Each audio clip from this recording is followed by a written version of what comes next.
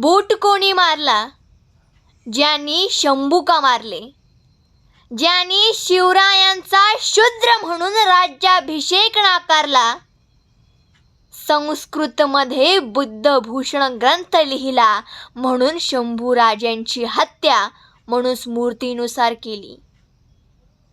विदेशी मनुवादी ब्राह्मण हे युरेशियन आहेत. जसे ब्रिटिशांना भारतातून ब्रिटनला पाठविले, तसे युरेशियन मनुवादी ब्राह्मणांना युरेशियात पाठविण्याची वेळ आली आहे.